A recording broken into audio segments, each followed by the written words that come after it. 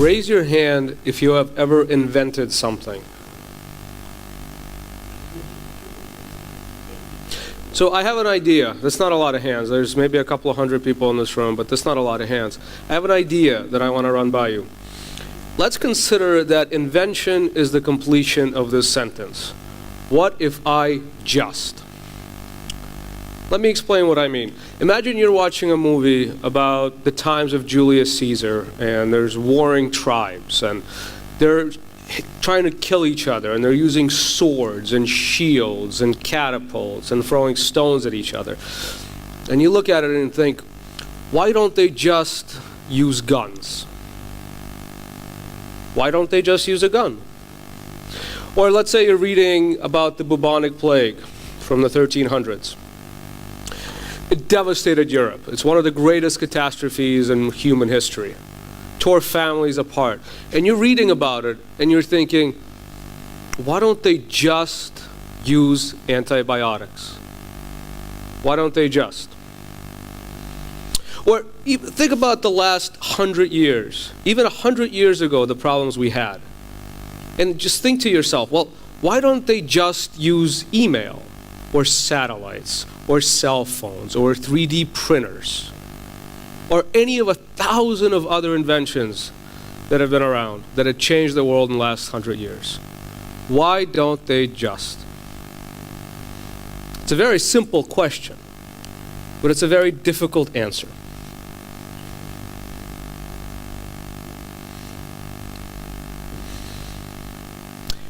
People ask this question about the big things, but it also applies to the little things. Think back in your life. Think back to this morning. Think back to the last year. Have you ever solved a problem? And when you solved it, you had a moment. You thought for a moment, why don't I just do this? Maybe it was something simple like a different way to make your coffee in the morning. Maybe it's a different way to cross the street because there was construction. Any simple solution to any problem that made you think, why don't I just do this? And when you thought about it, you did it and your problem was solved. Think. Can you remember a time in your life when that has happened? That is an invention. And I'm going to ask the question again. Raise your hand if you've ever invented anything. Okay. Well, now I'm in a room full of inventors. So I can speak with you about invention, and I have an invention that I want to share with you guys.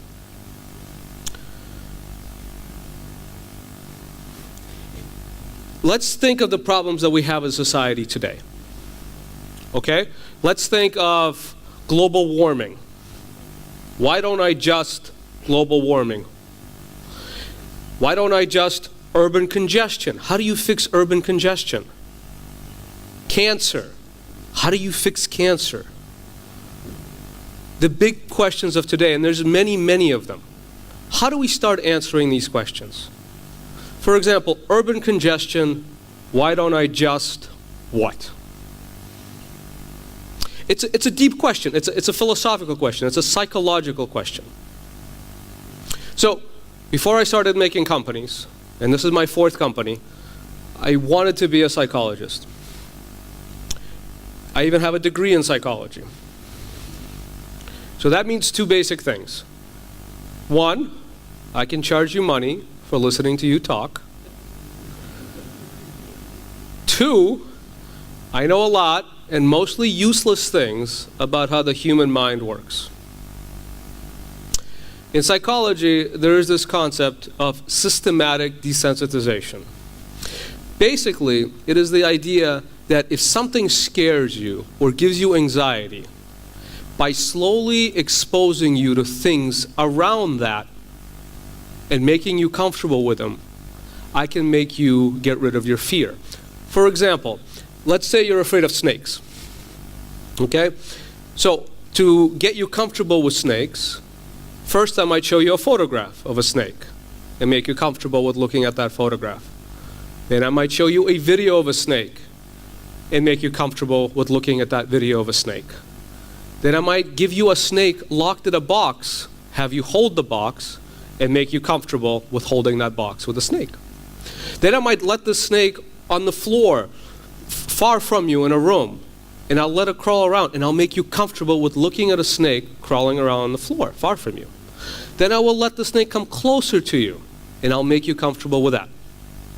And a few steps later, you're there holding the snake, and you're petting it, and you're thinking, that is a beautiful snake. That's magic. That's the concept of systematic desensitization.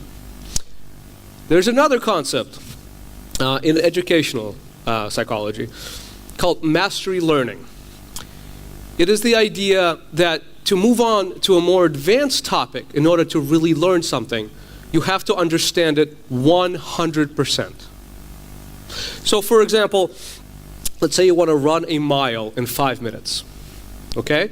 Before you can run a mile in 5 minutes, you have to really master running a mile in 6 minutes. Your mile in 6 minutes has to be 100%. To run a mile in 6 minutes, you have to be an absolute master of running a mile in 7 minutes. Your 7-minute mile has to be 100%.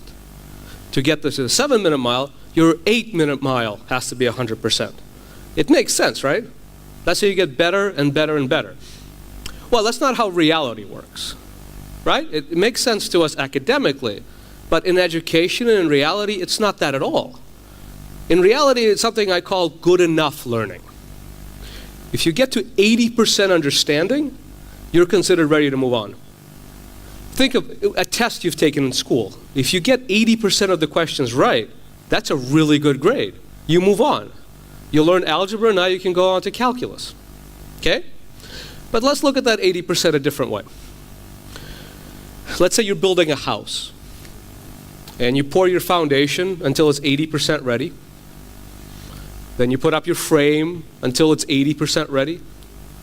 Then you put up your roof until it's 80% ready. Then you put in your plumbing and your electrical until it's 80% ready.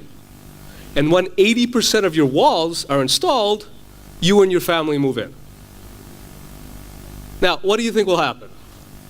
I'll tell you. You'll get electrocuted, flooded, and the house will fall down on you.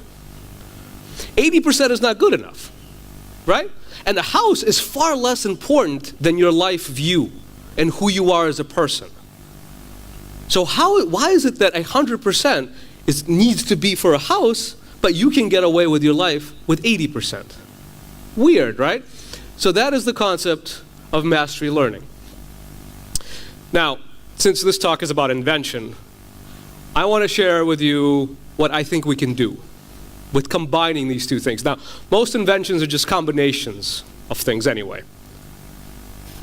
Let's think of the problems of today, the problems that we have now, and how do we solve them? Let's take urban congestion again. Urban congestion, why don't I just? Now, if I put you in a room with that question, right? I take you and I put you in this room and I say, answer this question, you will be afraid of it. It will give you anxiety. It's like a snake. You don't know how to approach it. It's overwhelming. But I can't systematically desensitize you to that question. I can't show you a picture of a question. I can't show you a video of a question. I can't lock you and the question up in a room and make you comfortable with it. So how do we address the questions? So this is the idea, I think, behind mastery learning. To get to the really hard questions, first you have to answer the easy questions. You have to be comfortable with invention. You have to be comfortable with the simple little things that you do every single day and master them.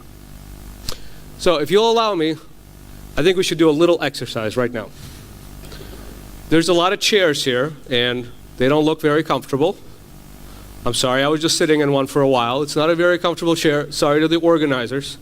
So let's invent a way to be more comfortable right now in these chairs. Maybe you stand up, maybe you stretch, maybe you sit in a different way. Right now, in front of me, invent a way to be more comfortable. Whatever it is, don't be shy.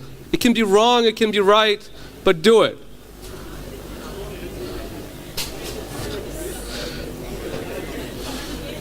And don't just think about it. Thinking about an idea is not mastery of the idea. Do it. Do it until you're 100% there. You're not going to do it now while I'm talking, but do it for the duration of the symposium. Make sure you're comfortable. Invent a way for you to be comfortable, and own it and master it. And when you're comfortable with this, when you're comfortable with your ability to do something simple, think of this as looking at that picture of a snake and being comfortable with it. Be comfortable with your idea to create something new. Be comfortable with that first step of creation of invention. And when you're ready, when you feel you've mastered that, go home and fix another problem. And then fix another problem. And then you'll desensitize yourself to the big questions. Then you'll get used to answering them. In the beginning of my talk, you saw a video of a wheel that I invented. I've invented a lot of things, very small things, bigger things. I'm an inventor. We're all inventors. The bicycle that this wheel is designed to go on is the most universal vehicle in the world. There's over 1 billion bicycles on this planet. Almost everybody in the world knows how to ride a bicycle. My answer to urban congestion is, urban congestion, why don't we just make all bicycles electric? So that you can get to work without sweating, without polluting, and you don't take up more space on the road than you need to. I think it's a very simple answer to a very simple question, but the process is a very difficult one. It's not an easy thing to answer. Urban congestion, why don't we just make every bicycle an electric vehicle? That's my answer to this question. It might not be the right answer, it might not be the only answer, but that is the answer for me. So, it's the one takeaway I think I would like to share with you, that the fastest runner in the world needed to learn to walk at some point in his life.